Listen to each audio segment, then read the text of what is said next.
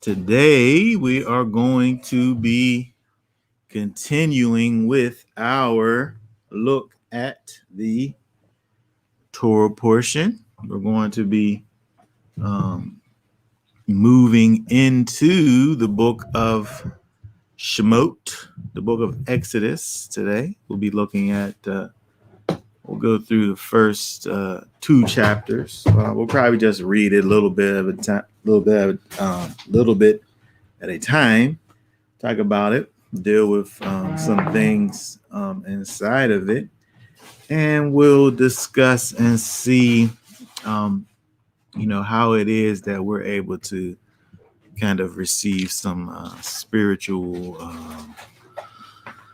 understanding and practical applications from what we find in the scriptures, right? So we'll go ahead and look at, let me pull up the verses here. Let's see here.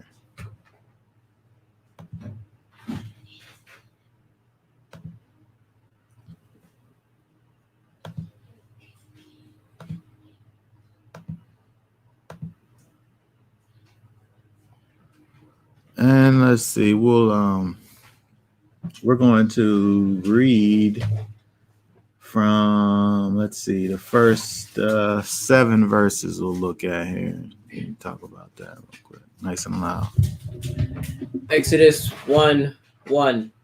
And these are the names of the children of Israel who came to Mitzrayim with Jacob, each one with his household: Reuben, Simeon, Levi, Yehuda, Issachar, Zebulun, and Benjamin, Dan and Naphtali, Gad and Asher, and all those who were descendants of Jacob were 70 beings, as Joseph was already in Mitzrayim.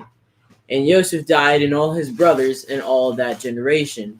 And the children of Israel were fruitful and increased very much, multiplied and became very strong, and the land was filled with them. Okay, very good. So I want to look at a couple things here. When we see, here, let me hold on one second here. All right, so when we look over here, this, when we see what's going on, especially with verse 7, we see this is about really the Most High and his blessing over his people. His people in their infancy. This is the beginnings of a nation being born. They literally went in to Egypt as a really big family. Huge. They went in as a huge family, and they began really to grow, as the time went on. And so we see that all those that actually went in to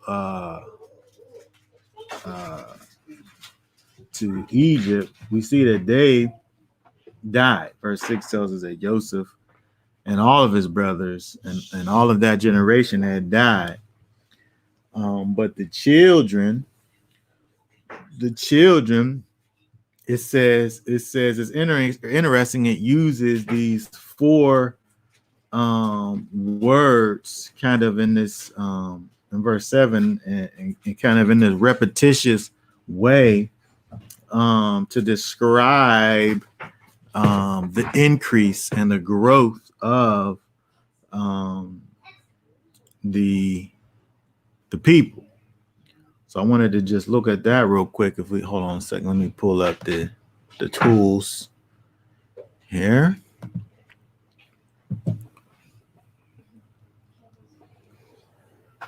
Look at verse 7.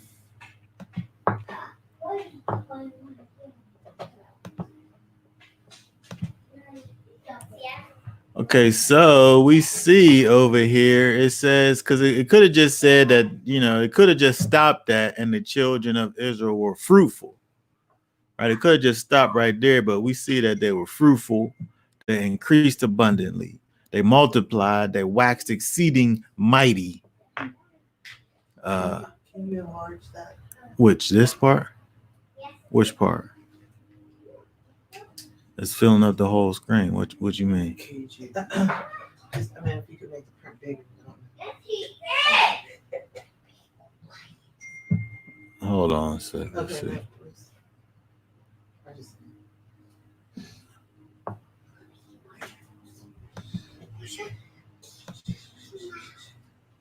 It's pretty big as it is.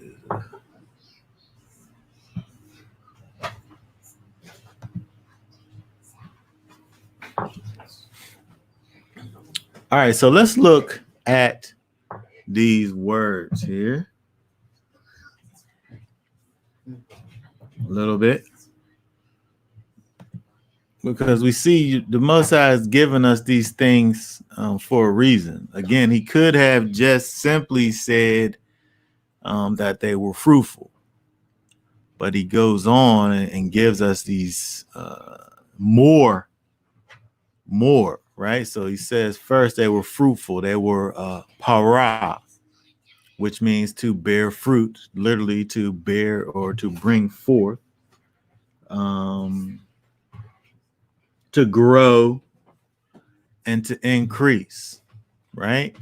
And so when we see over here, we see that this is, a way that we could see that was, something that was going on with Israel in terms of their growth.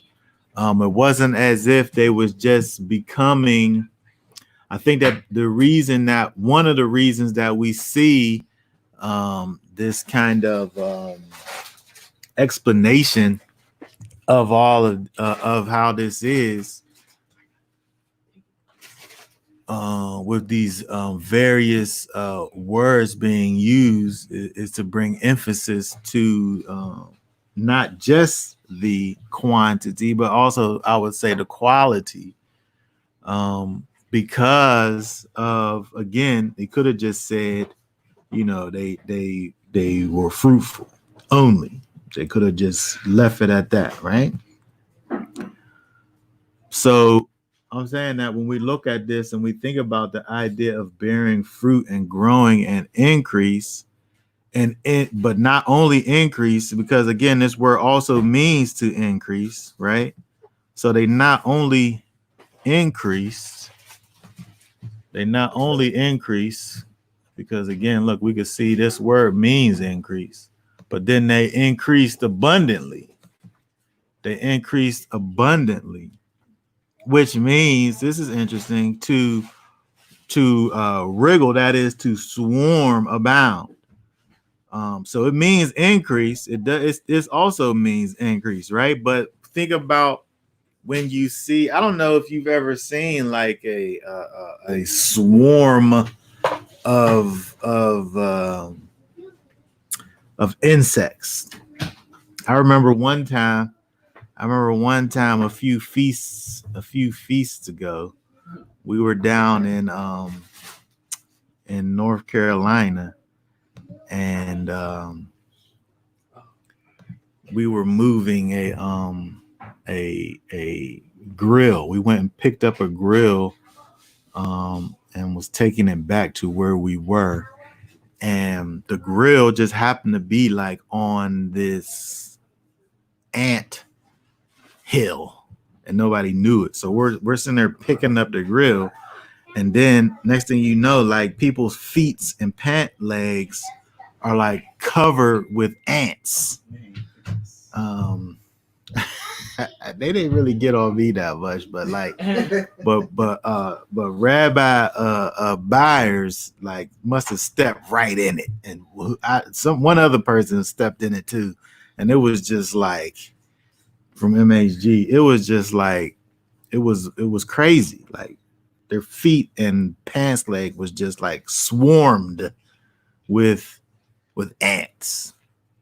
And so I think when we look over here at this word that is translated as increased abundantly, and then when you look at it, it's giving you this it literally means to wriggle, which I actually don't even I don't even know what this English word is right here, but I when we add these other things like swarming, I just imagine like just a great increase in this thing just growing and multiplying and just kind of just coming out of the woodworks, so to speak. Um, but again, this is how it's being described in terms of the multiplicity of the people, how they grew and increased, and they didn't even just leave it at that. They already told us that they increased, and then they increased abundantly. They were fruitful, and they increased abundantly, and then now also to add to it, it's saying that they multiplied. Now this word, really, we can see this word here, increase. Each one of these words really is giving you this idea of increase. Each one is, but we're seeing different aspects of this same situation. Now over here, this rabbah, abundance, right? Um,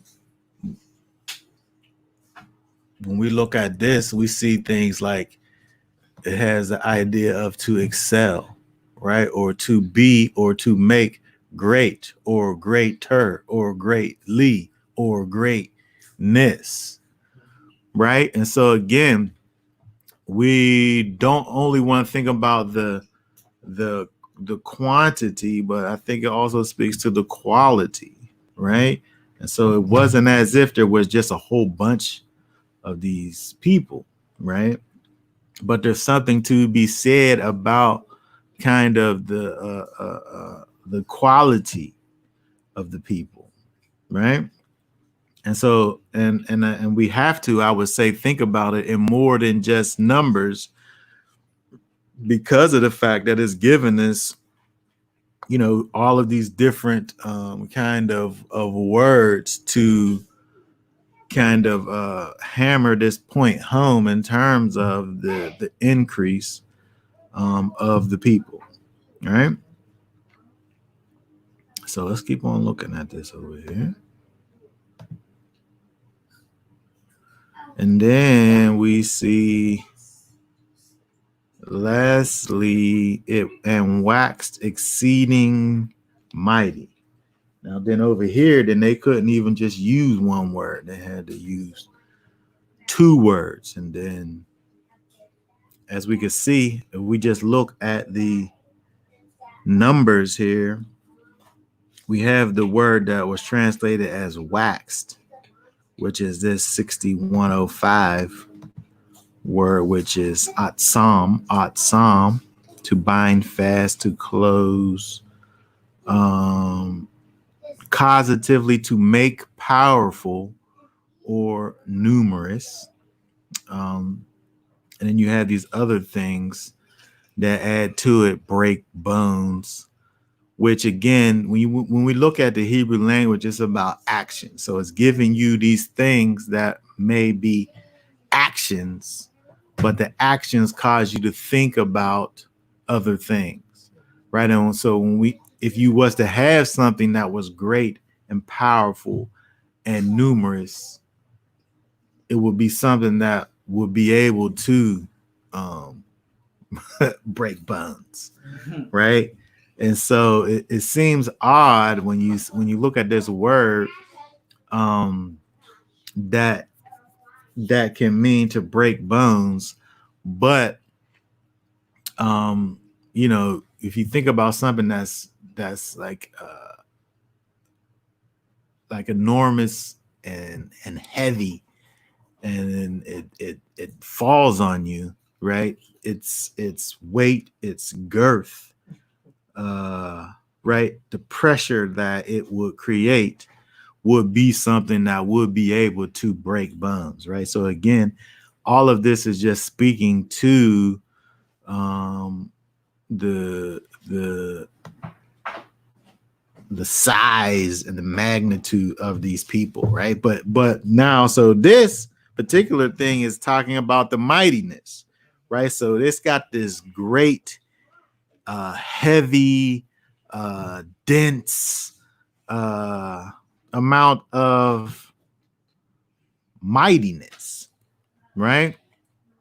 And then it not only gives it to you one time, but it gives you two times. So it says exceeding mighty, right? So whatever you could think about this word over here, this word over here is kind of bringing it to you doubly, right? And so when we think about something that is exceeding or great or mighty, right, is doubling this up in terms of this in the languages is it's intensifying it, but it then already done intensified it with these other words that is using to describe the growth of these people, right? And so the text is giving us this picture of these people that are growing uncontrollably growing. And again, when we look at this, it can cause us to think about what it is that the Most High promised to Abraham back before these people even was born, that he was going to make his seed be great in the land, right? When he was again talking to this person who was old and didn't even have any children, right? But we see the beginnings, even just the beginnings of this going on as Israel begins to settle into Mizraim. Well, they have been settled in Mizraim for at least a generation at this point, and they're growing and they're multiplying. So let's see, when we look at verse here, let's read the next verse 8. Hold on, let me see this real quick. Oh, it's my cursor. Okay, verse 8. Let's add that to the situation here. Then a new sovereign arose over Mizraim who did not know Joseph. So when we think about this, right? So I want to think about this idea of this new king who didn't know Joseph, as it says. If we think back,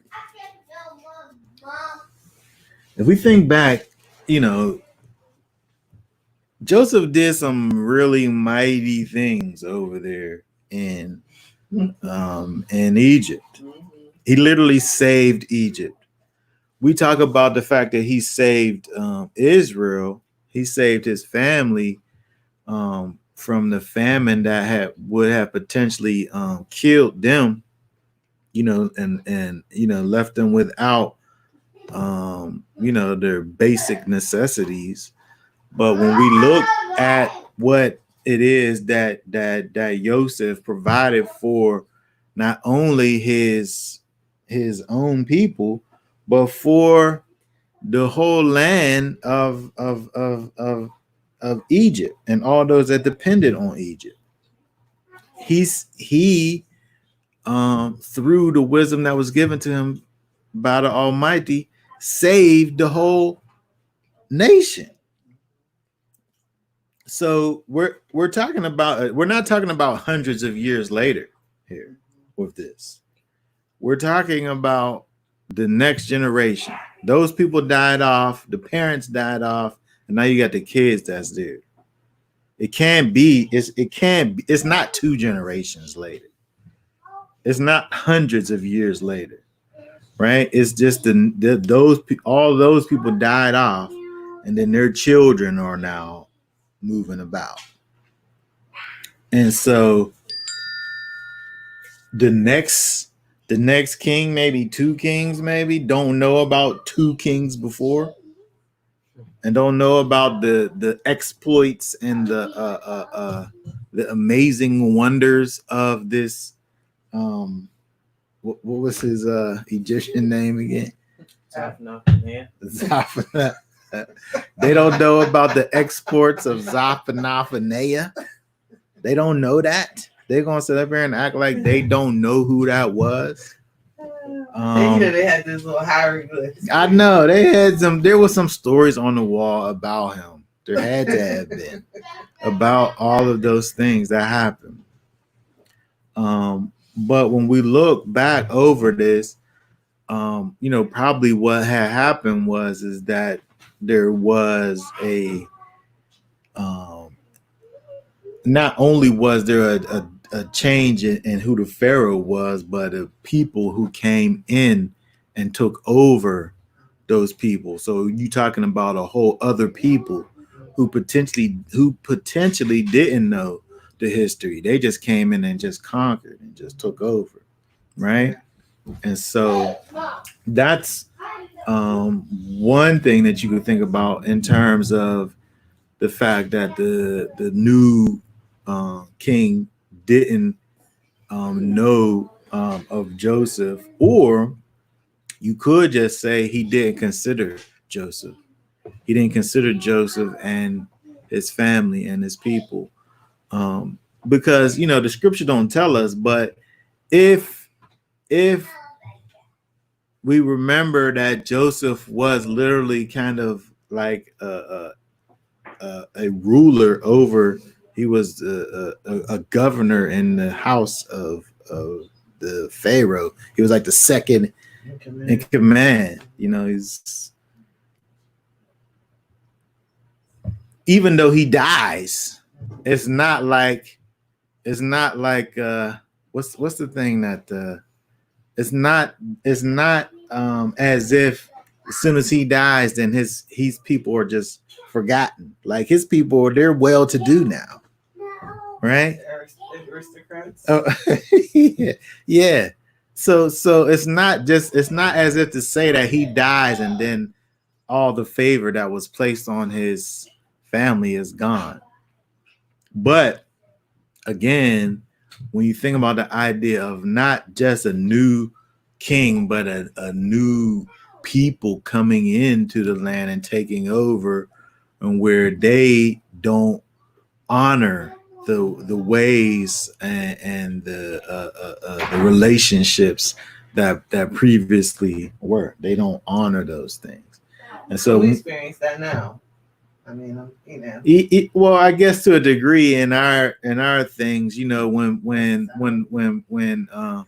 people come in, different politicians, they come in and they add a whole new team to their situation. It's not like they come in and then they use the team that was put in place by the previous people. They bring their people in, and that's the same type of a situation, I would say, that has always been. If I go and I take over a place, my people coming with me, right?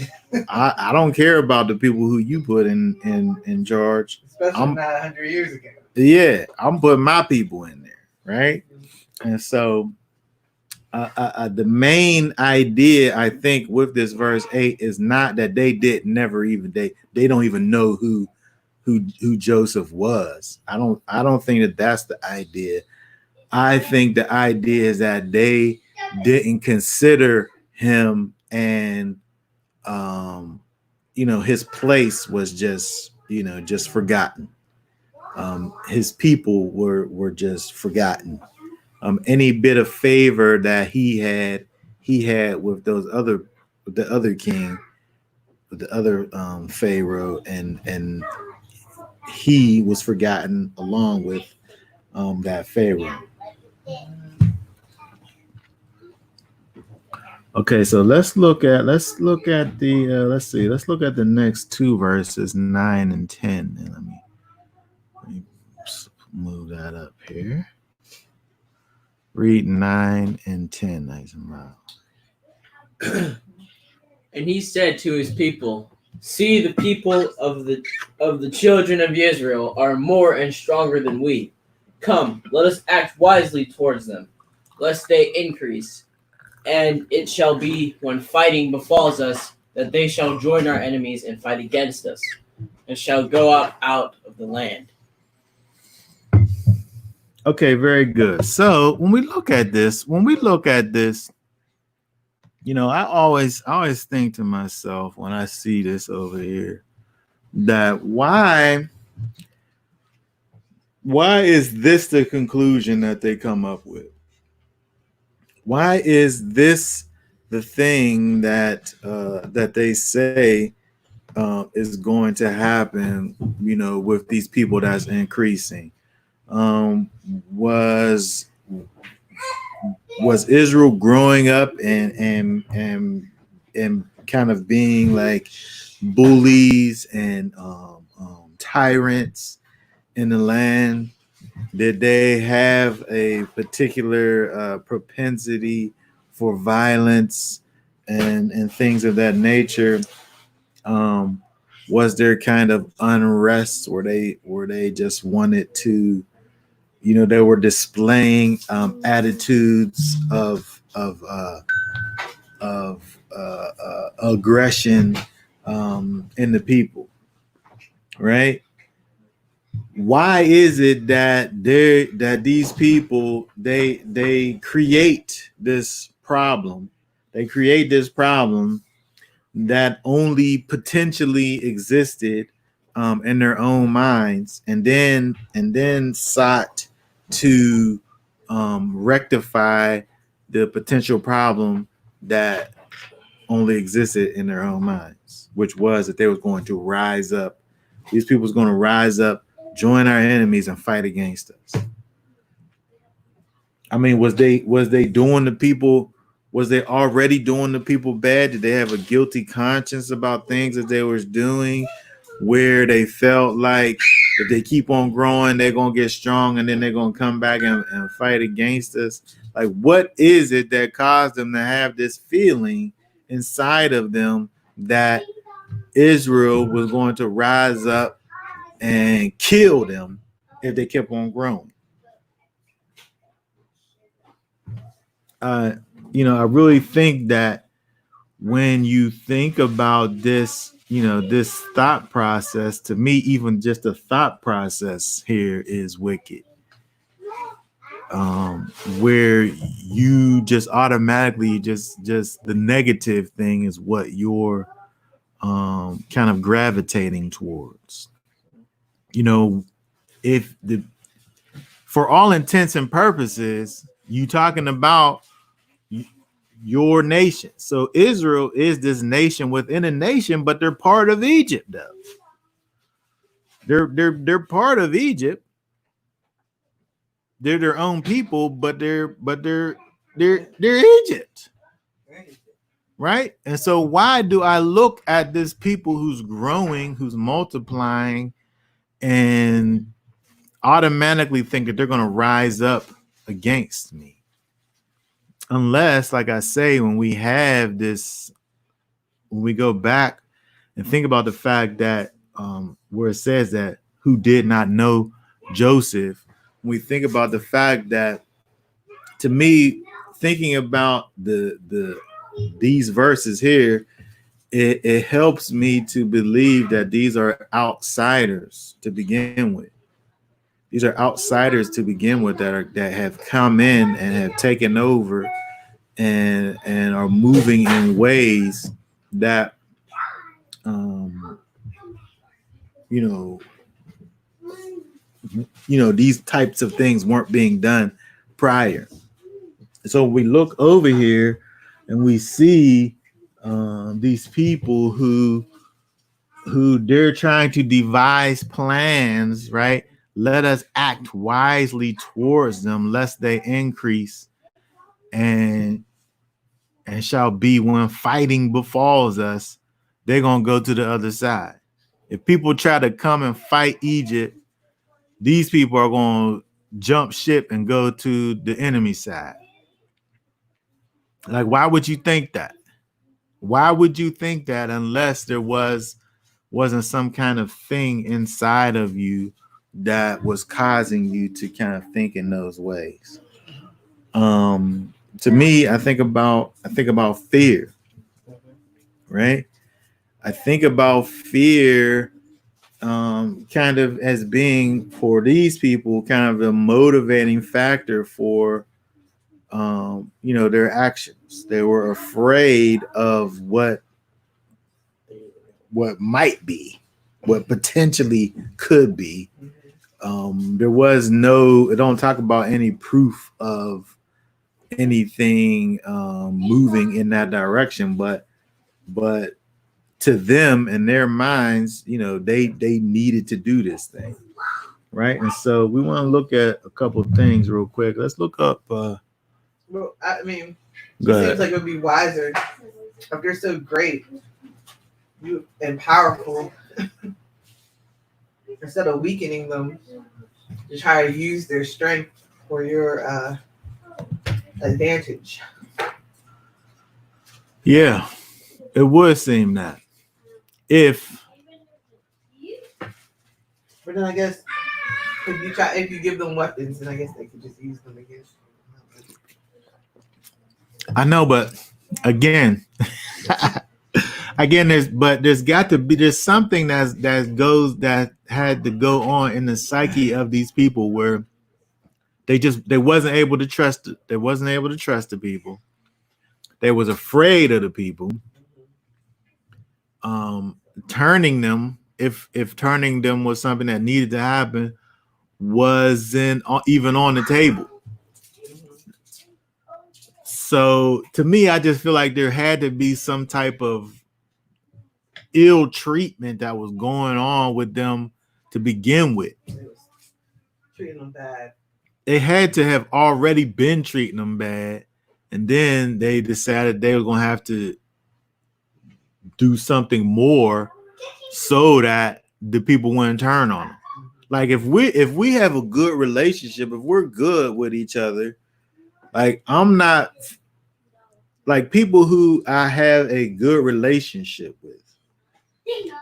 The thought don't come to my mind if somebody comes and tries to do harm to me, that these people over here are going to go on to the other side and fight against me.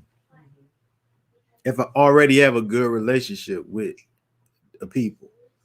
If I don't have a good relationship with the people, then now that makes something like that to be more plausible to say if enemies come, then they're going to join with the enemies and then fight against me because they didn't never mess with me like that in the first place, right? Mm-hmm. So to me, I feel like there had to be some kind of, you would think that there would have to have been some reasons why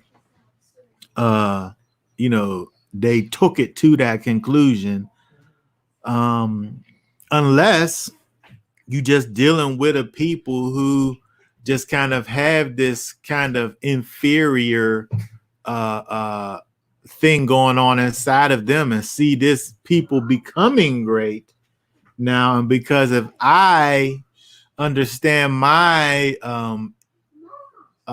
inferiority and I see greatness over there, then it's going to automatically cause fear in me, right?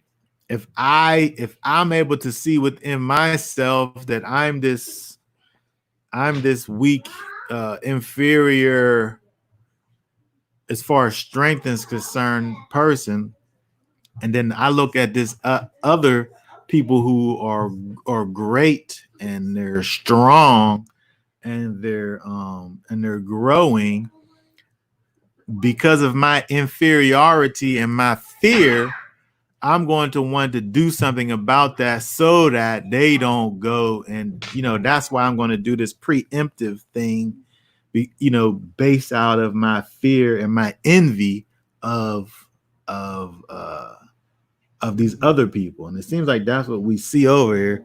But I want to look at Psalm 83, 3 and 4. Read verse 3 and 4. The craftily plot against your people and conspire against your treasured ones. They have said, "Come and let us wipe them out as a nation, and let the name of Israel be remembered no more." Now, when I see this over here, when I think about craftiness, the first thing I think about is a serpent. The first thing I think about is the kosh. What I think about is craftiness, right? And when you think about this idea of these people, coming up with these plans, these intricate plans to wipe out and to take out these people. Again, I just think about Nakash, and I just think about just wickedness. Yeah. Right? Where they just want to devise these plans to make sure that these people can't never be better than us. I want to make sure that these people could never be better than us. And I want to do whatever it takes. I see them at this point potentially growing to a place where they are mightier than us.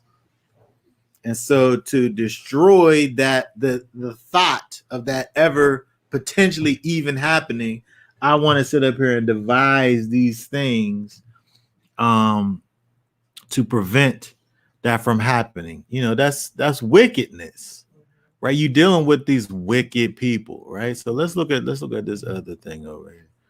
Let's look at Psalms 10. Let's read verses 24 and 25. What's that say right there? And he increased his people greatly and made them stronger than their enemies. He turned their heart to hate his people, to conspire against his servants. See, now we're thinking about some things over here, this idea of this hatred. Right? Yeah. A lot of times when we deal with this idea of hatred, sometimes hatred is based on something, but sometimes hatred is not based on anything. Sometimes it's just based on the fact that it's based out of ignorance. It's based out of the unknown. Now, sometimes it's based on other things. But I'm saying that one of the things that we can look at this whole idea of hatred is that it's easier to hate a thing that you don't really know. It's easier for you to hate something that you don't have a real understanding about, Or relationship. or definitely a relationship with.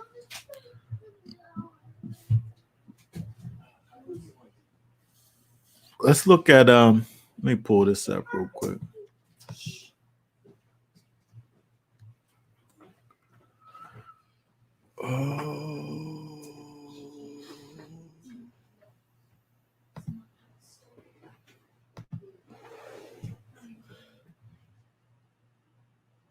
Okay, hate. Here is Sani.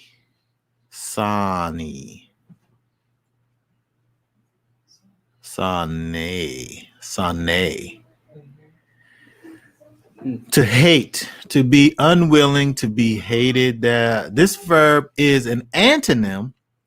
It's an antonym of the Hebrew word ahab, or ahav, or to love, right? So if we could think about whatever love is, this word over here is the antithesis of that, right? It's the exact opposite. So if we think about the idea of love, if I love someone, I strive to do that which is pleasing towards the one that I love, right? I am going to do good things for this person that I love, right? I'm going to protect these ones that I love, right? I'm going to do good things for these ones that I love, right? And so if we think about the opposite of that, the absence of love, we think about this thing that is being translated as hate. Now we got the complete opposite thing going on over here, where I only want bad stuff to happen to you, right? I only want terrible things to happen to you, right? So again, we're thinking about these people who their hearts have been turned to hate, right? When we think about Psalms 105, it's just really kind of giving you, it's talking about what we're talking about over in Exodus, right?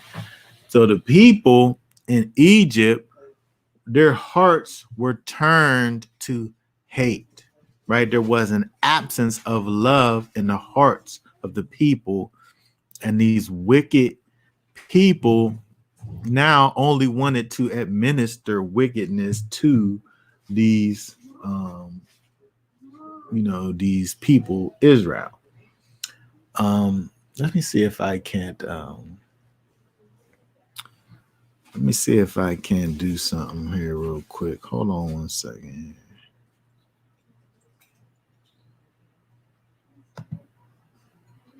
I want to see if I can't.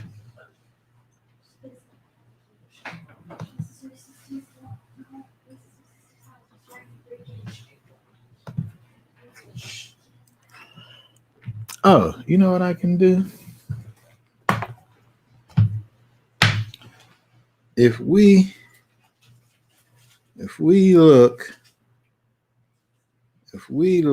at the ancient Hebrew, this word here,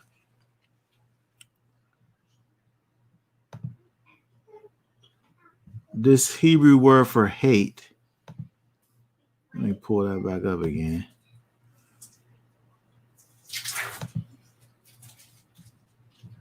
Is a sheen, is a noon, and it's a aleph.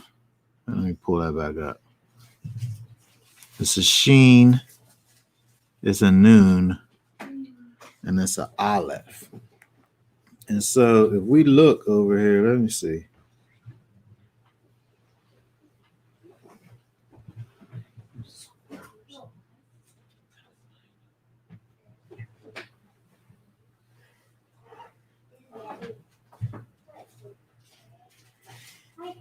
The sheen, let's see if we can see this on here. This is like a little glare. A sheen, oh, we can see it like that, I guess. Let me change it.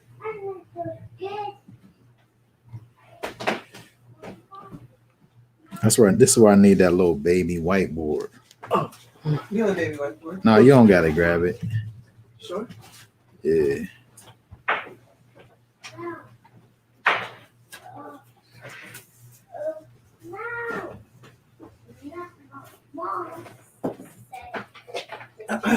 Just right here. Oh yeah, yeah, that.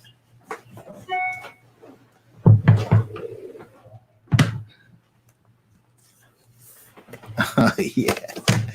Oh yeah. That's what I'm talking about. Okay, so the sheen, right? We looked at the sheen in the ancient.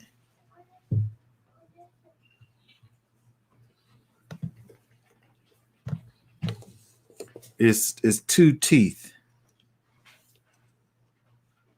It's your two front teeth, right? That just looks like a regular sheen, but it also looked like some buck teeth, don't it?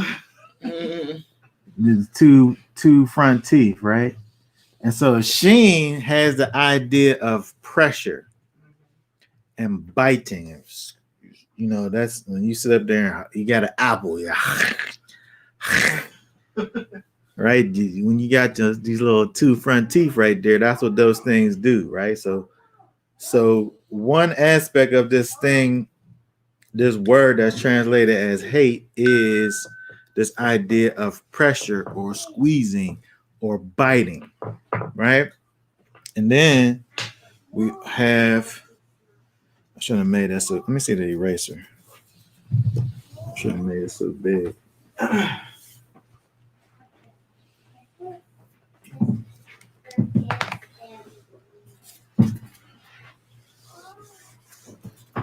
And then secondly, we have,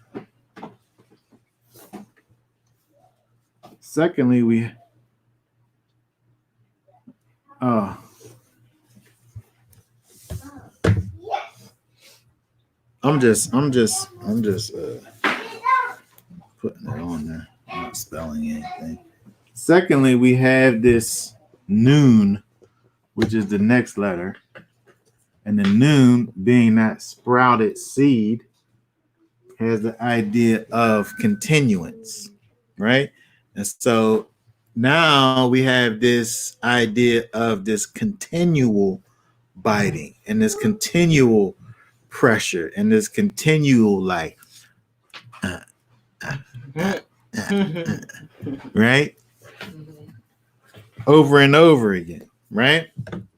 And then the last letter being the Aleph, being the ox's head, is the idea of strength. So now you have that same little biting thing happening continually, and is strongly continually doing it, right? But that's hate, right? Where you just like a ravenous dog, just biting away and pressurizing things with your canines, right? And so when we think about this word over here, this idea of just being set against the people, that's what these Egyptians was. They were just set against Israel.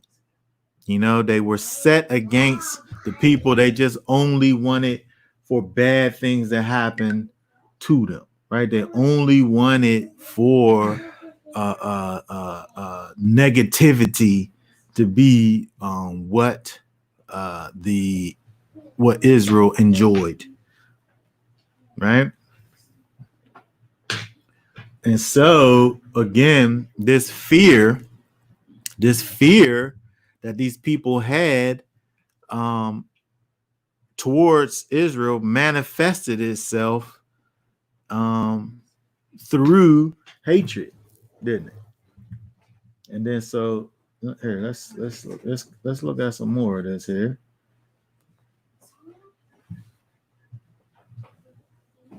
Let me pull this up here.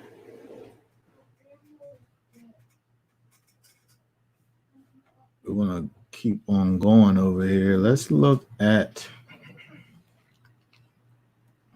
Oh, we gotta go back to.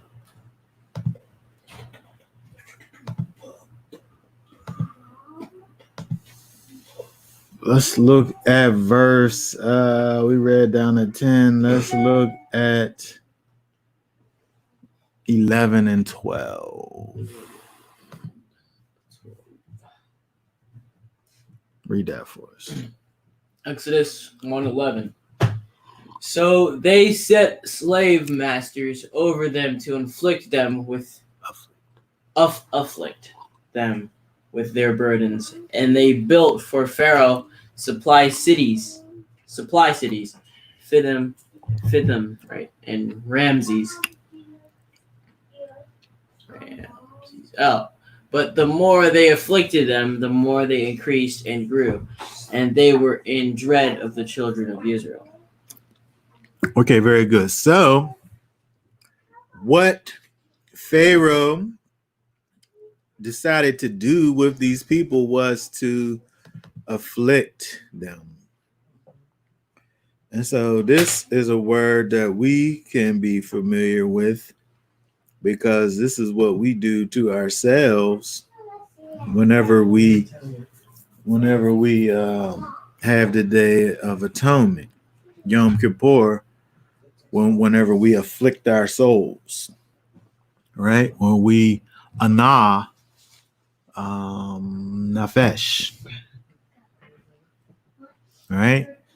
And so when we think about anah, it's through the idea of looking down or browbeating, right?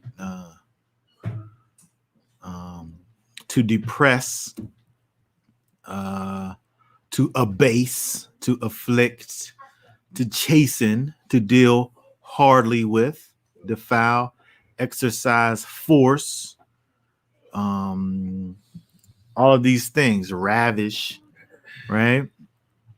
And so some translations say oppress, right? They want to put the proverbial foot on the neck of these people, right? They want to down press these people so that they can be sure that they don't try to rise up and come against the powers that be in the event that some other people come along and they all decide to go on the other side, right? And so again, looking at this manifestation of hate that's happening, them reacting out of this fear that they have for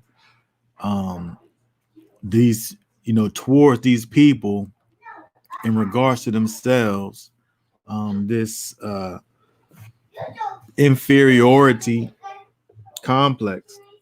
We think about it sometimes as a superiority complex, right? But if I know that I'm superior to you, then I'm not worried about you. I could care less about you if I'm superior to you, right? Nothing to down press. Right. I don't need to do it. There's nothing you can do to me. Why am I worried about you? But if I have an inferiority complex, not a superiority complex, then I know you're better than me. I know that you're greater than I. And I got to do what I need to do so that I can make sure that you don't sit up here and try to do this to me. What I think you're going to do in my mind.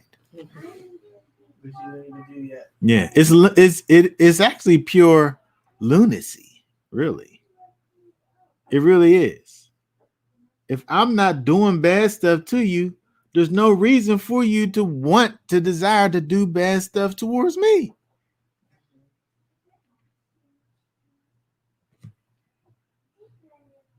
Right? Unless I'm crazy, which these people seem to obviously be crazy, right? And filled with hatred and wickedness, right? And so what they try to do is to bring down the people and cause them through their hard labor that they want to inflict upon them to try to oppress these people, right? But it says in verse 12, the more they did that, the more that they increased and grew.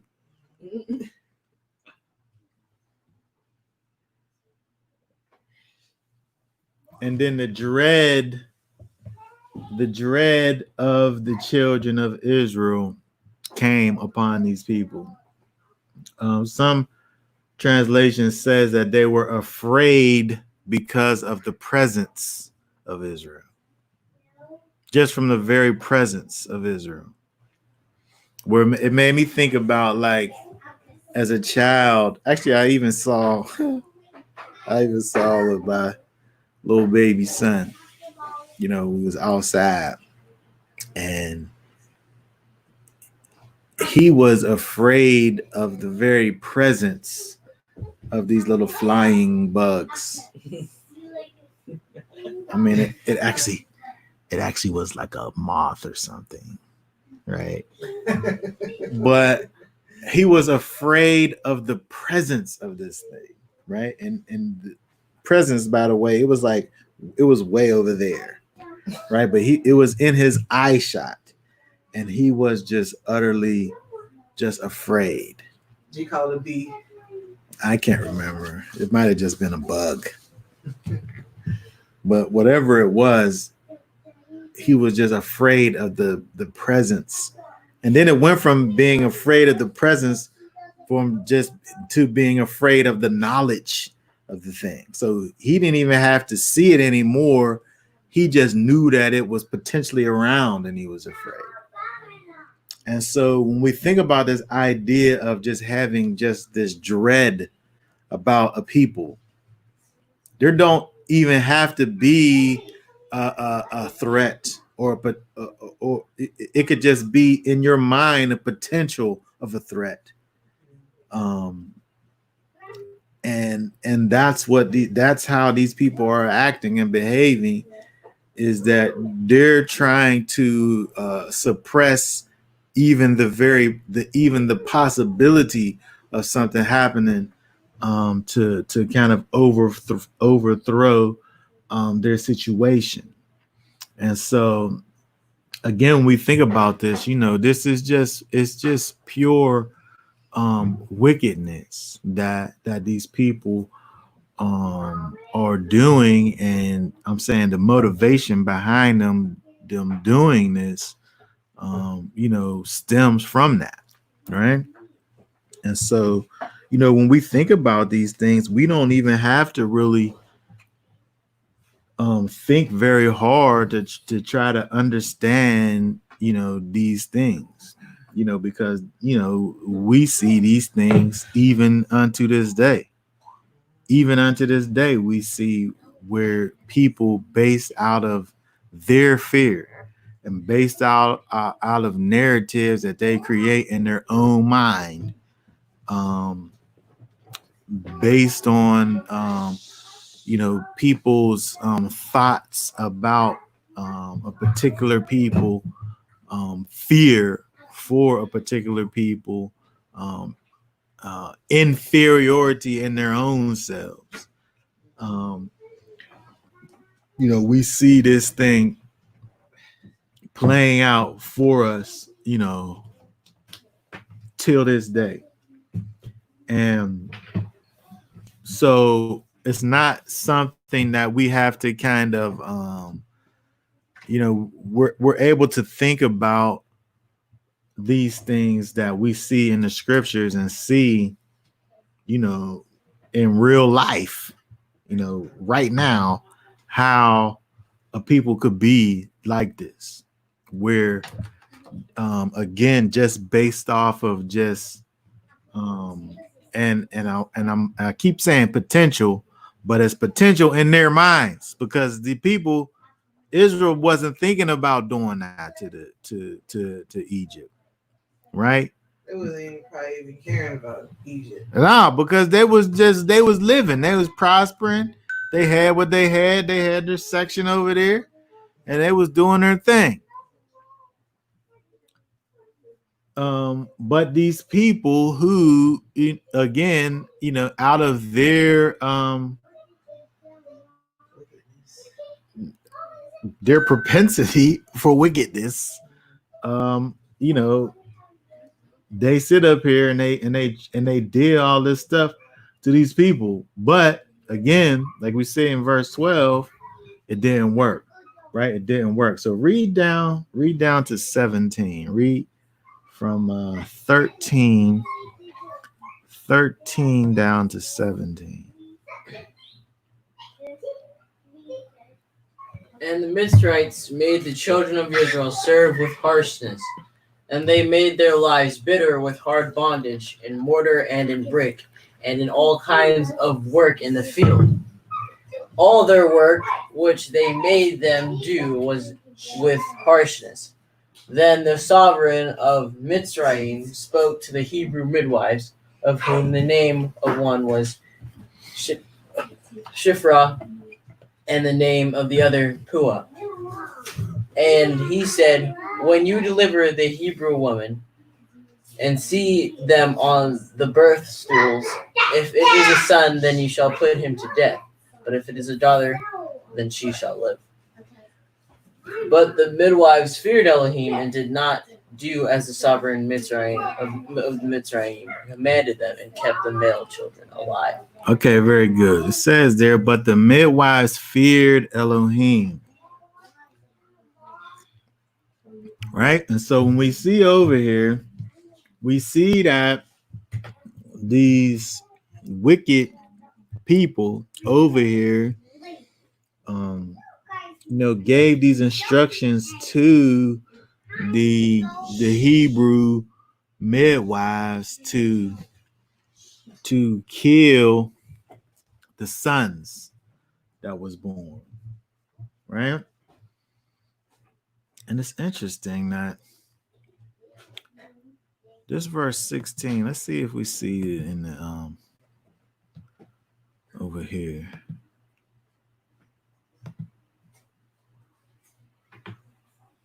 This here versus, what's this? Oh, here it is.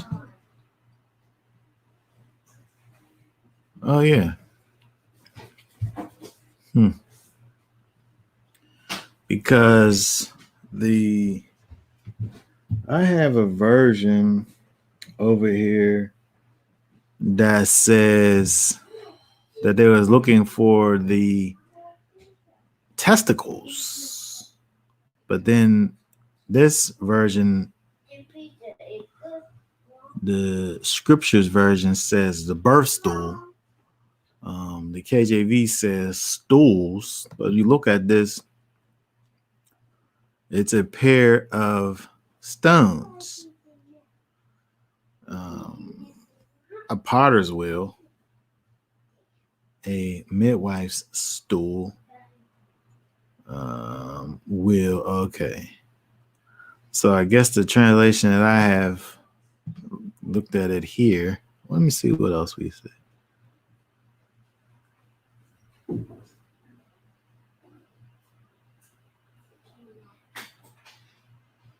Oh, your version, your favorite version, the New American Standard translates as two stones, birth stools. So this word study, key word study, says a less likely interpretation would render it as two male testicles. But again, we think about the Hebrew language, where it's about pictures and actions of things. And so when we look over here, right, either way, on the birth stools, they was looking for the thing that signified you as being a male child and then killing you as a result of this. It wasn't about gender thing, wasn't in the picture at this time. It was just based on your physical makeup. If you have a particular set of situations, body parts, right, you're done. But when we look, it says in verse 17, the midwives feared Elohim, right? So it didn't matter. It didn't matter what these people said. It didn't matter what the rules were that came down from the king.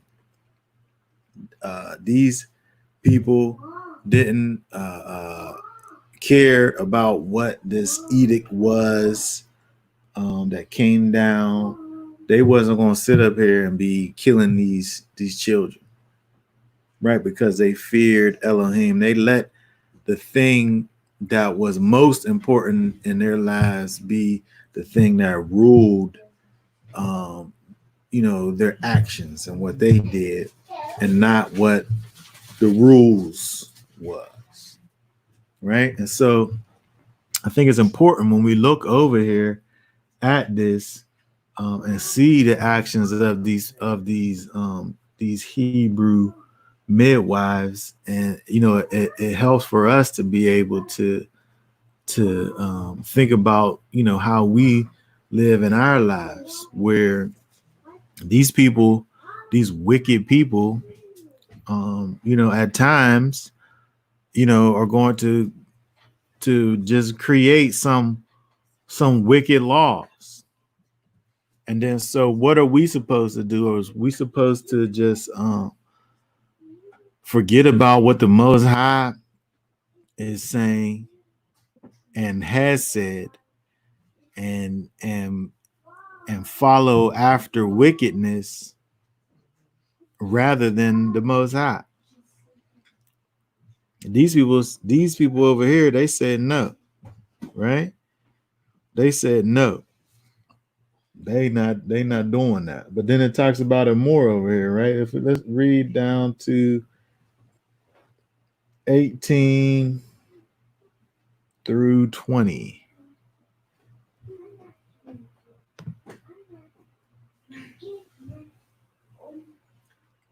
So the sovereign of Mitzrayim called for the midwives and said to them, "Why have you done this and kept the male children alive?"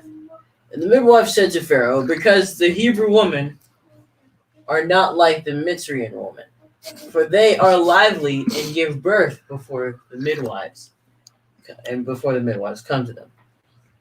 So Elohim was good to the midwives, and the people increased and became very numerous. Okay, so they sat up there and try to say, the Hebrew women, they not like these Egyptian women. They don't wait around. The baby just come out. They ain't waiting on no midwives. The baby just come. Right? But he said those, they vigorous and lively. They're full of vigor and life. Right? They're alive. And again, when we think about this idea of being having your actions and things be motivated by life itself, by the creator of life, is something that we can also think about in terms of, you got this Pharaoh sitting up here trying to destroy the thing that the Most High is actually blessing the people. The people is being made numerous by the Almighty. And then they're sitting up there saying, nah, kill them babies. Kill the male childs, right? Remove the male child out of the situation. We'll be able to eradicate this whole race of people, right? But the fear that the Hebrew women had for the Most High went over and above the fear that the Mitzrayim, that the Mitzrites had for the Israelites. Their fear produced hate in them towards Israel. But Israel's fear for the Most High, it manifests love and obedience towards the Most High, and then actually disobedience towards the people and anything that was against the Most High. Right? And so we see over here, when we look at this, we can see how fear can kind of be at the beginning of both of these situations, where the fear from really a carnal perspective is going to manifest hatred, right? And dislike, because I have this fear for this thing that I don't know or understand. But when we think about fear from another perspective, fear of Elohim, the fear of Elohim, it's manifests through your love towards Elohim and love for the things that he wants. And that's going to always supersede what man is calling for us to do. And so we are able to learn from these people over here where we see that they're sitting up here trying to destroy the thing that the Most High is blessing the people with, and they're just no. They're like, no, we're not doing that. There's no way we're doing that, right? And then also when we see, let's read, let's look at 21 and 22. Just add this to the situation over here. 21 and 22. And it came to be, because the midwives feared Elohim, that he proved households for them. And Pharaoh commanded all his people, saying, "Throw every son who was born into the river, and keep alive every daughter." Okay, so 21, where it says, because the midwives feared Elohim, right? He provided households for them. In other words, he caused them to continue to grow. Right? Let's see what that word is. I think it's like bite.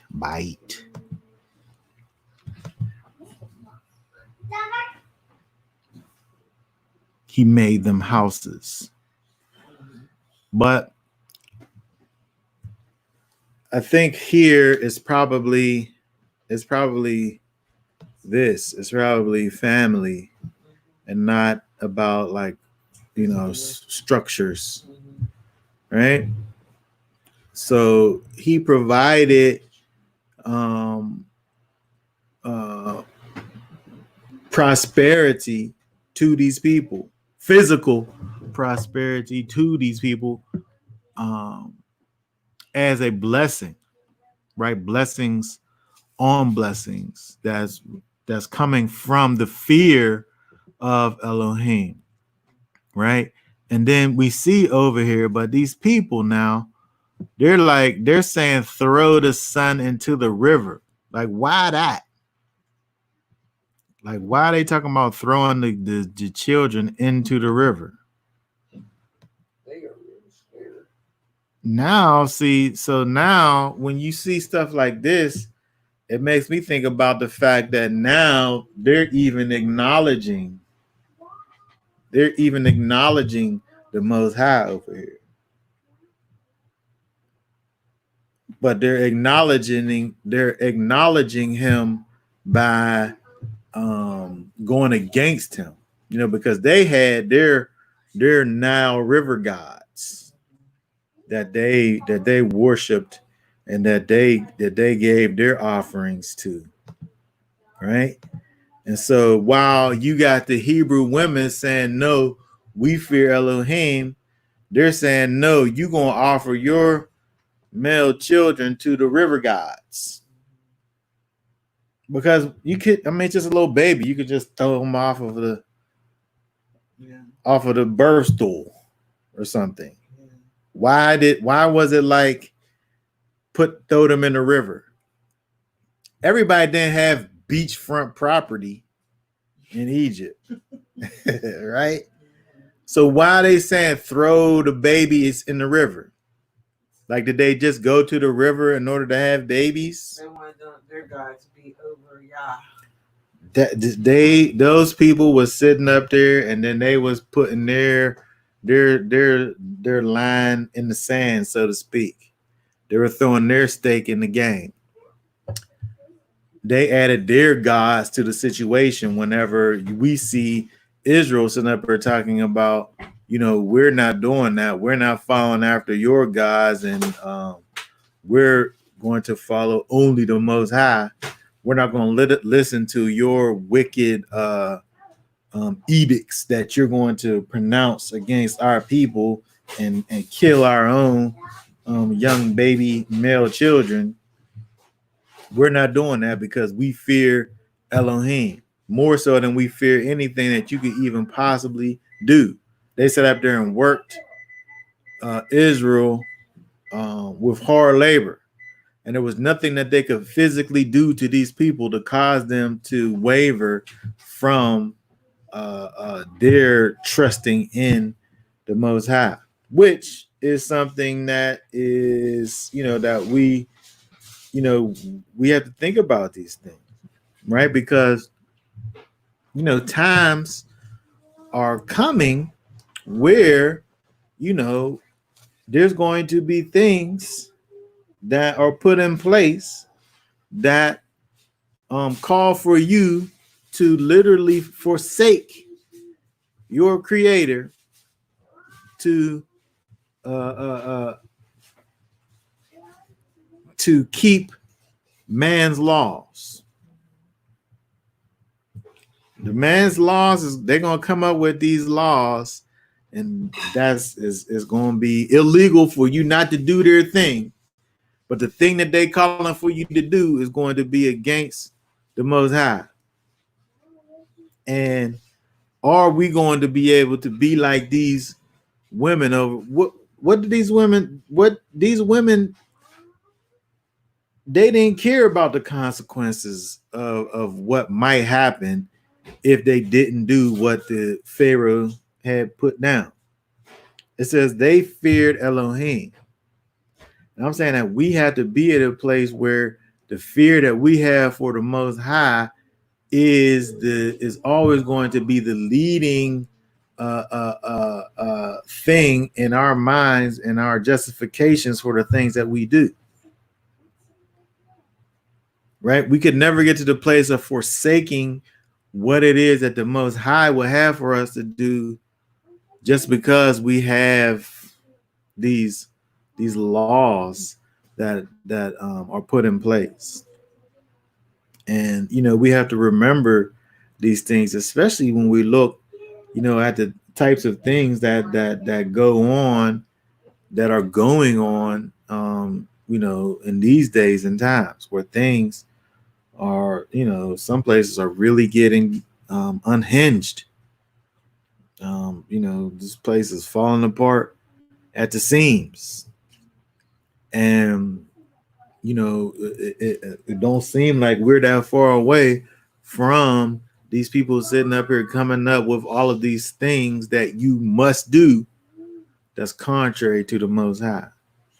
And then what are we going to do? Are we going to be like these Hebrew midwives who feared Elohim and let Elohim be the one that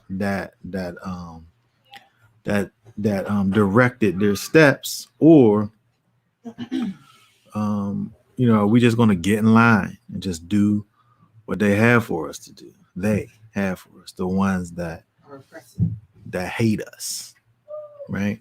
The ones that are down pressing us.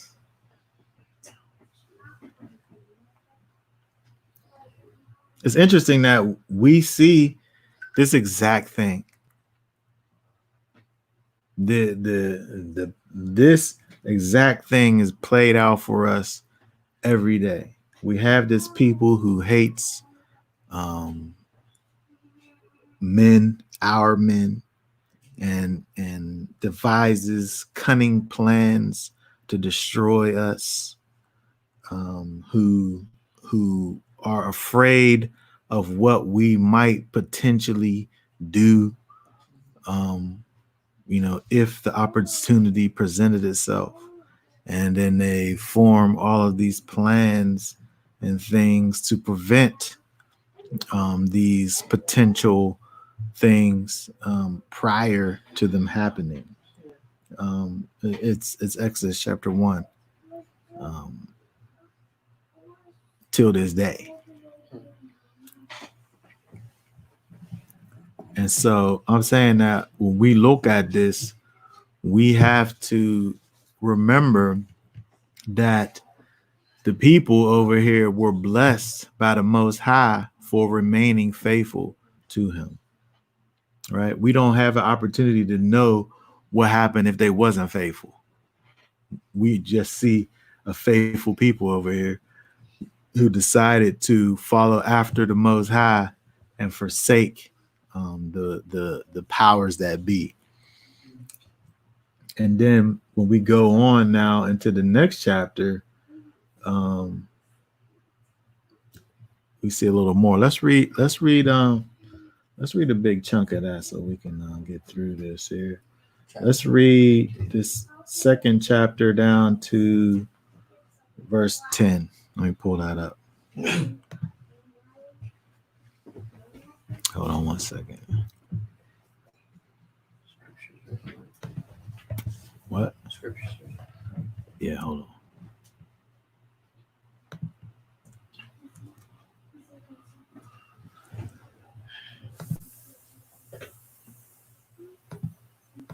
Okay, read down through verse 10. Exodus 2:1. And a man of the house of Levi went and married a daughter of Levi. And the woman conceived and bore a son. And she saw that he was a lovely child, and she hid him 3 months. And when she could hide him no longer, she took an ark of wicker for him, and coated it with tar and pitch. And put the child in it, and laid it in the reeds by the edge of the river. And his sister stood at a distance to know what would be done to him. And the daughter of Pharaoh came down to wash herself at the river, and her young woman were walking were walking by the riverside. And when she saw the ark among the reeds, she sent her female servant to get it, and opened it and saw the child, and see the baby wept. So she had compassion on him, and said, "This is one of the children of the Hebrews." And his sister said to Pharaoh's daughter, "Shall I go and call a nurse for you from the Hebrew women to nurse the child for you?"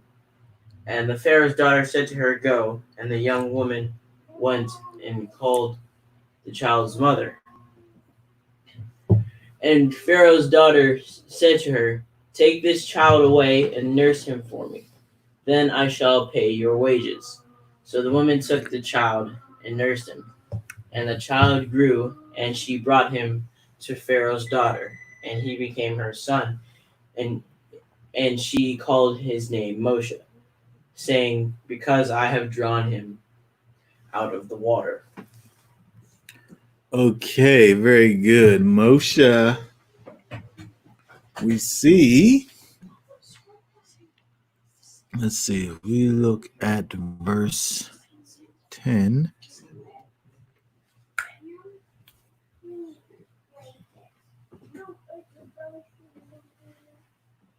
Let's look at Moshe.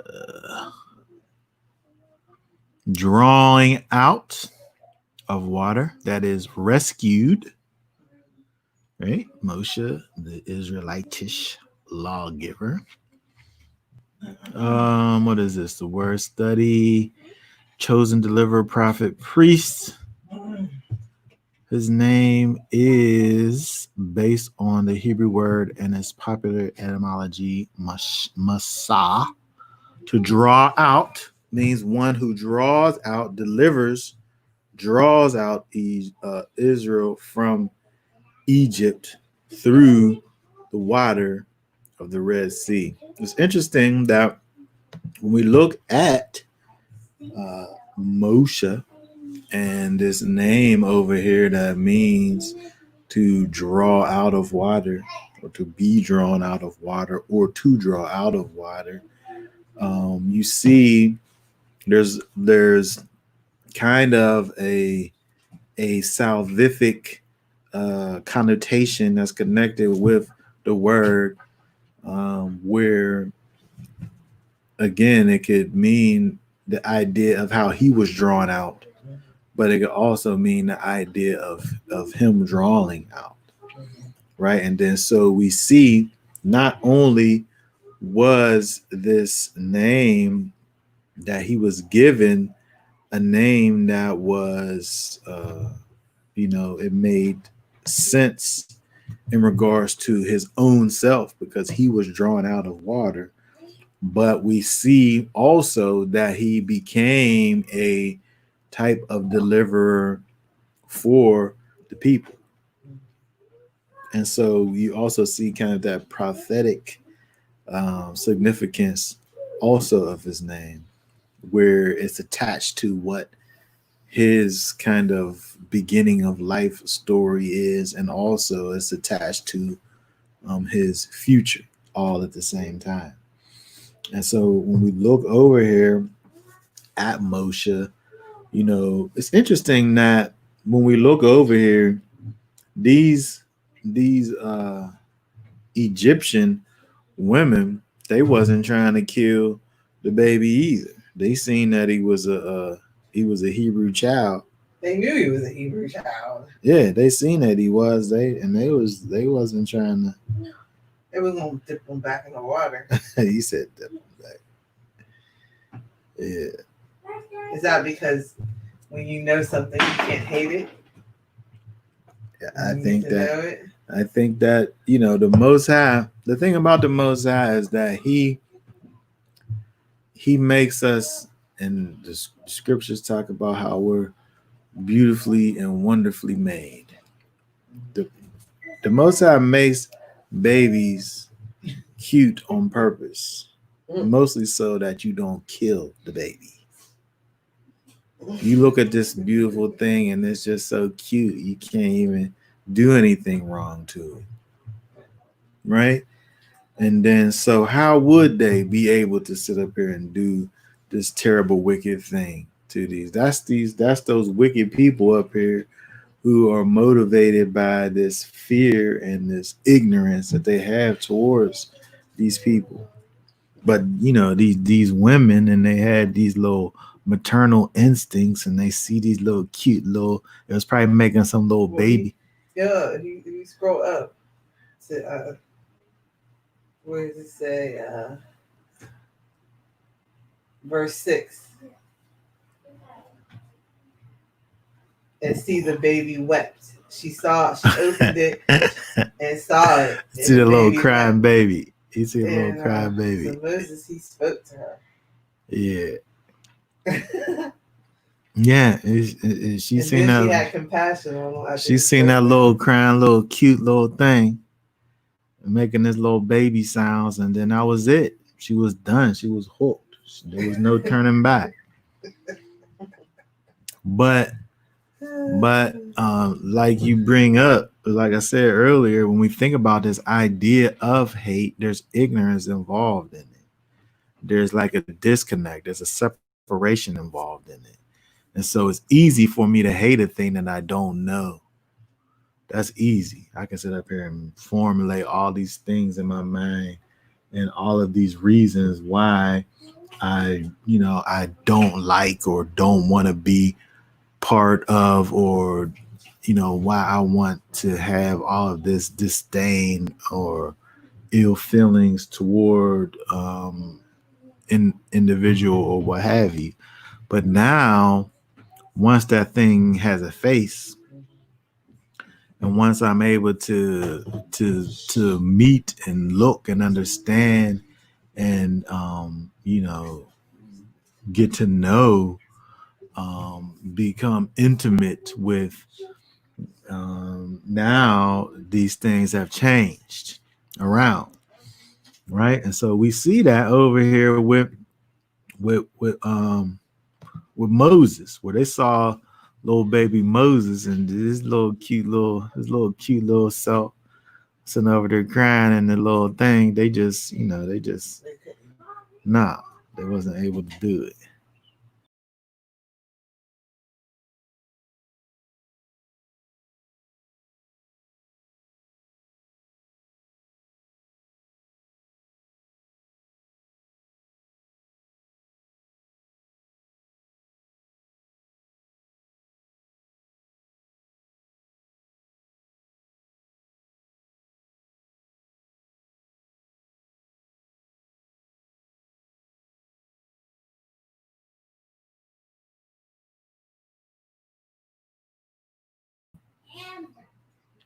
Okay. A little, a little glitch in the matrix. All right. So back to it.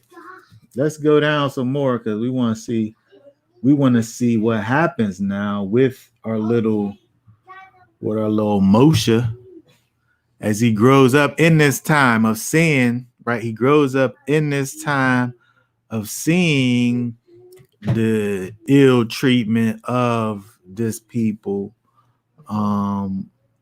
And he looks and he sees what goes on with these people. And then we see, let me see here.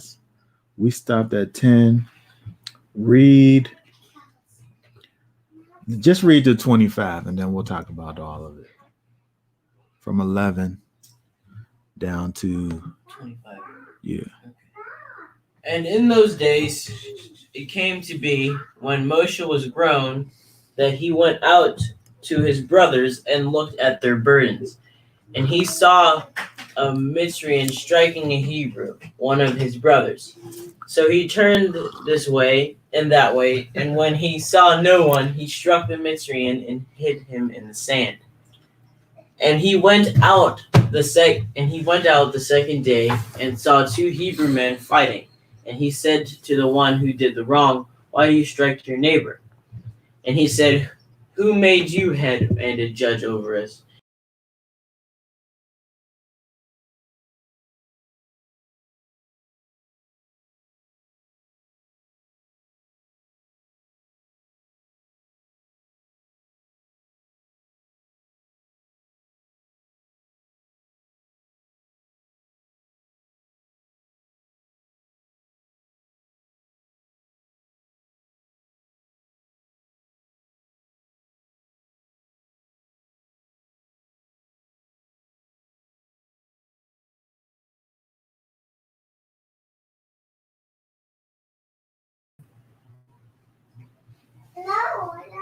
Okay, go ahead. Exodus 2:14, and he said, "Who made you a head and a judge over us? Do you intend to kill me as you killed the Mitzrayim?" And Moshe feared and said, "Surely the matter is known." And Pharaoh heard of this matter, and he sought to kill Moshe, but Moshe fled from the face of Pharaoh and dwelt in the land of Midian. And he sat down by a well. And the priest of Midian had 7 daughters. And they came and drew water, and they filled the troughs to water their father's flock. But the shepherds came and drove them away. Then Moshe stood up and came to their rescue and watered their flock. And they came to Reuel, their father, and he said, "How is it that you have come so soon today?" And they said, "A Mitzrayim rescued us from the hand of the shepherds, and he also drew enough water for us and watered the flock." And he said to his daughters, where is he? Why did you leave the man? Call him and let him eat bread." And Moshe agreed to dwell with the man, and he gave Zipporah, his daughter, to Moshe. And she bore him a son, and he called his name Gershom. For he said, "I have become a sojourner in a foreign land." And it came to be after these many days that the sovereign of Mitzrayim died. And the children of Israel groaned because of the slavery, and they cried out, and their cry came up to Elohim because of the slavery. And Elohim heard their groaning, and Elohim remembered his covenant with Abraham and Yitzhak and Jacob. And Elohim looked on the children of Israel, and Elohim knew. Okay, very good. So when we look at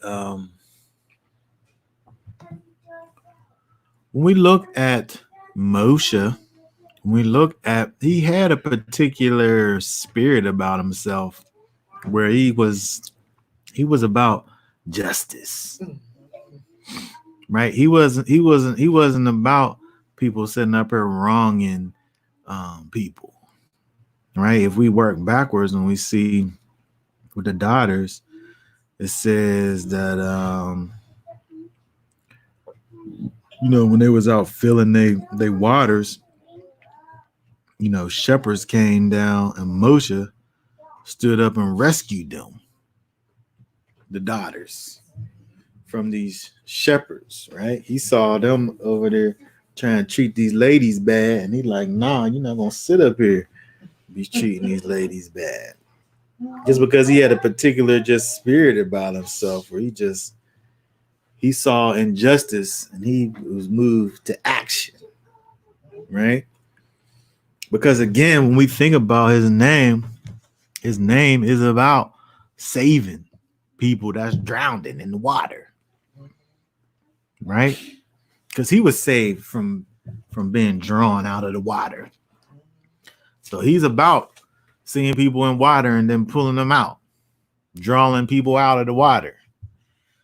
He saw these daughters over there getting bullied by these shepherds, and he went over there and drawed them out. Right? But if we go back, the reason why he even got the Midian in the first place is that he fled because he saw these people sitting up here doing bad stuff to his people. Right? And so it's interesting.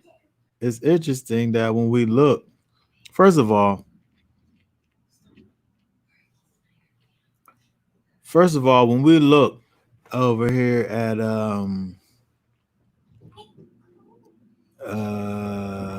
verse 12, well, verse 11, where he saw the Mizraim striking a Hebrew, one of his brothers, he realized that these people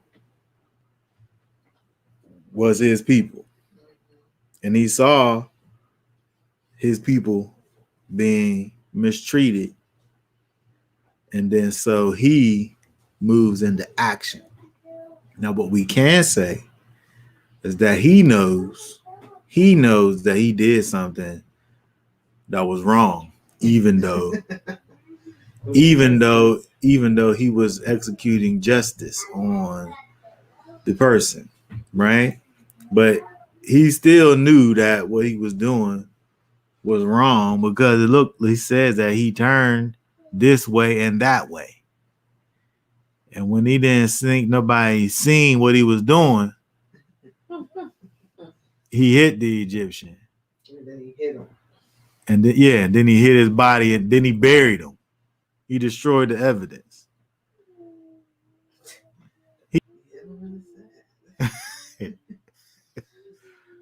Moses was a little crazy, wasn't he? That was that Levite. That was that blood. That's that DNA. He had that in his DNA to just about vengeance. It's about justice. About eye for an eye. In his DNA. When he saw injustice, he wanted justice. But I'm just saying that we could see over here that he knew that he wasn't doing everything the way that it should be done. Because if he was, he wouldn't have been all sneakative about it. Right? He just said he looked this way and that way. And then when he didn't see nobody, then that's when he struck the guy. And then he buried him. Right?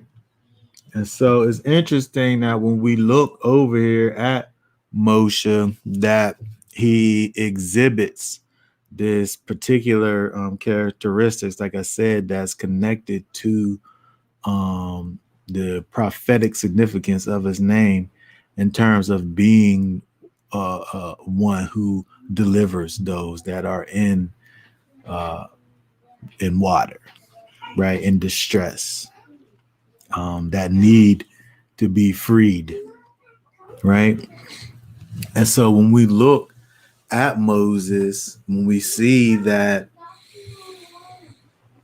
when we think about how we can kind of, gain from what we see him do, we're able to see that he, right or wrong, saw a need and sought to fill it. He saw people who needed help, and then he helped. Um, he didn't just stand idly by while while he was able to do something, but didn't do anything. Right? He did something about it. Um, and so when we think about, how we can, get some practical application out of, Moses, and we look at his situation, it should help for us to kind of think about, taking action and actually doing something that is helpful for those that need help. Right? Obviously, when he saw that Egyptian, treating his brother badly, he could have just been like, man, that's messed up. And just went on about his business. I'm just gonna mind my business. I'm just gonna just hang back. He might mess around and try to strike me. Right? He didn't do that.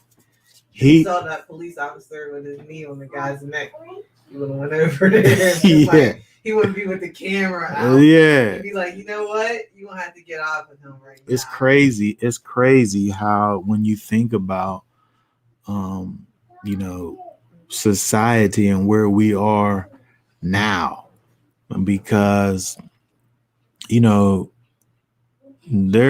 was a time when you could look and see where the young people were just they were invigorated. They was like those midwives. They was full of life. And at some point, the people just got lulled to sleep. And now when these things happen, when you look at these times, when we go back in the scripture, right? There was authorities around. There was people who took care of people who did things that was against the law. That's why he went on a run. He went on a run after he did it. It wasn't like they didn't have, people that go and take people for breaking laws. But the law didn't have anything to do with that person getting mistreated. When we look forward in the scriptures, but I'm saying looking backward for us, when we think about the Levite who killed the people with the spear when they was doing their thing in the sight of all of the people. When he seen that at that time, murder was illegal. It was still wrong to murder people. They had judges and they had things that they where they took people towards when they did wrong, where they go and stand before people and be judged and all of that. But when he saw that injustice, he ran up and just killed him right there. Right? No hesitation. And so there was an action that took place. The wrong thing happened, and then action took place to fix the wrong thing that was happening. And I'm saying that we really, when we look back at these people back in these times, and we seen Moses over here. You know, people's people's lives could be saved from being victims of wickedness if we as the people of the Most High would not just be spectators, right? Moses, he wasn't a spectator over there. He saw something that was happening, and then he sought to do something to right what was happening. And I think that it will help for us to to take lessons from Moshe, where action is a necessary thing. Like we can't continue to watch injustice. We have to be able to do something. But while it actually matters, not after the fact. Yeah, after the fact, it's too late. That guy's gone. Now he's gone. And then now they just doing all kinds of foolishness. Yeah, it's craziness going on. And that's not helping anything. No, it's not. But you see, there's times where there's times when we see in today's times where you really can't do anything if they just sit up there and just shoot somebody. But at other times, like what just happened the other day, when you got a few people sitting up there holding down this person and killing them, and you got all kinds of people just standing around videotaping it. Somebody could have did something. But I'm saying that when we look over at Moshe and the example that he gives in terms of acting towards justice, while something could be done, he was moved to action. The same thing when we see him with the in the story that the wives are telling, the daughters are telling the father. He was around and saw injustice and he stepped in. Even if we think about the midwives, where this unjust law was brought forth, and they refused to follow it. When we look at these first couple of chapters, it's really about standing up for rightness and not giving in to wickedness. And so we're getting to the place where we're not going to be able just to stand around and talk about things anymore. We're coming around to the times where we're gonna have to actually do things. And that's what people need to be waking up to, not working in foolishness after the fact. Yeah, but about standing up for righteousness, when it actually counts. Yeah, when it matters. And when you think about the Hebrew midwives and even Moshe, the midwives first, this was a law handed down from the king. Who knows what could have happened as a result of them not doing what was supposed to be done. But because they had fear for the Almighty, that's what they did. And so, we have to get to the place where the thing that motivates all that we do is the Most High.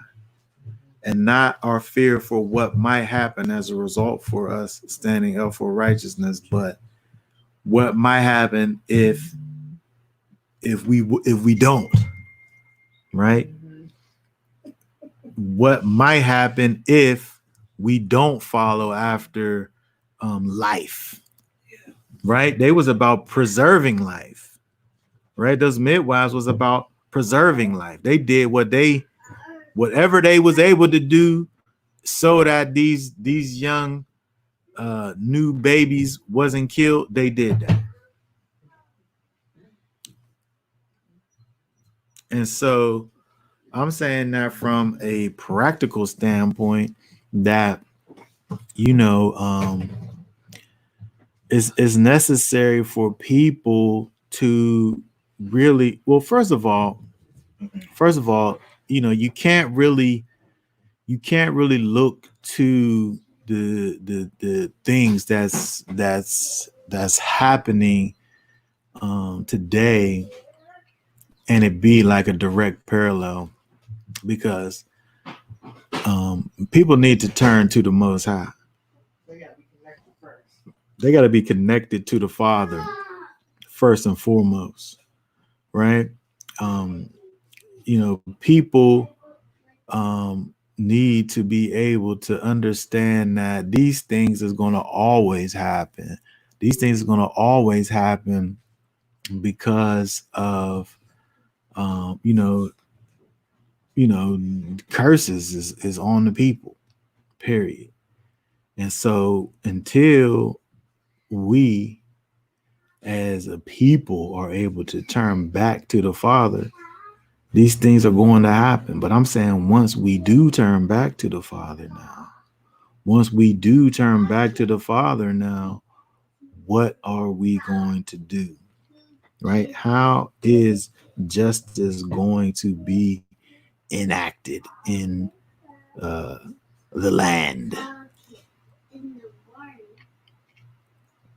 Well, when we look at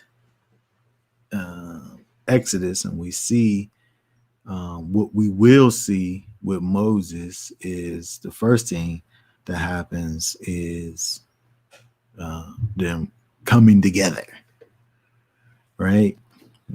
And so if the Most High's people not unified, then you just falling into the plans of Pharaoh to begin with, his cunning plans to divide and conquer, right?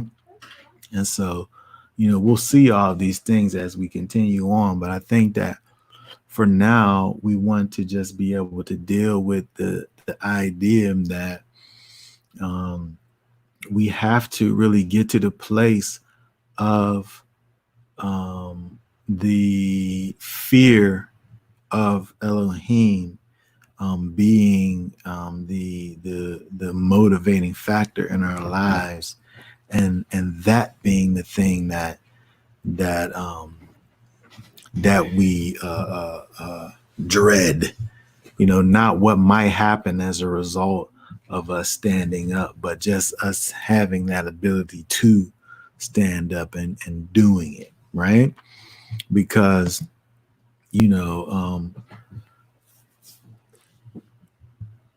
when we look over here back in Exodus, these people were, they weren't afraid. They weren't afraid of the consequences of man. They were afraid of the consequences of the Most High, right? They were afraid of what the position that they might be in if they did something that was not pleasing to the Father. And that's the way we have to be thinking about things. Are the things that we're doing pleasing to the Father? Does the Father have for us to be doing something? And are we doing that something? Right? Do these people out here want for me require for me to do something that's contrary to the word of the Most High? Are these people sitting up here trying to make me do something that the Father hates? Am I going to do it? Who am I going to follow? Am I going to follow man and his laws, or am I going to follow the Most High? Right? That's the first thing we gotta sit up here and figure out. Who are we going to follow? Are we going to fear Elohim, or are we going to fear man? Are we going to allow the things that the Most High has put in place for us to do? Are we going to allow those things to be the things that dictate our lives, or are we going to allow the things that man has put in place?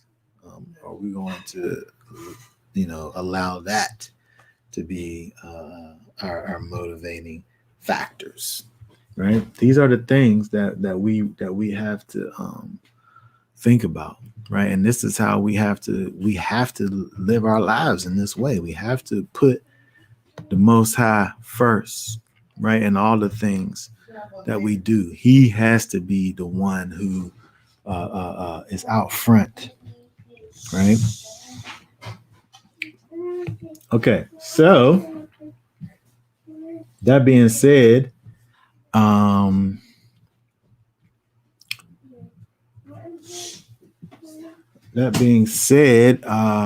think we're going to stop there for now. And next week, y'all willing, we'll see. The saga continues with Moshe, and we will see if he's able to give us some. We're able to gain some redeeming qualities from his, from his actions as he moves forward. Moshe, one thing we see about him is that, he started off, he was a bit rough around the edges. But I think the good thing is that we're able to see a process with Moses, and it shows us and helps for us to be able to understand our own selves that, nobody just is just a light switch.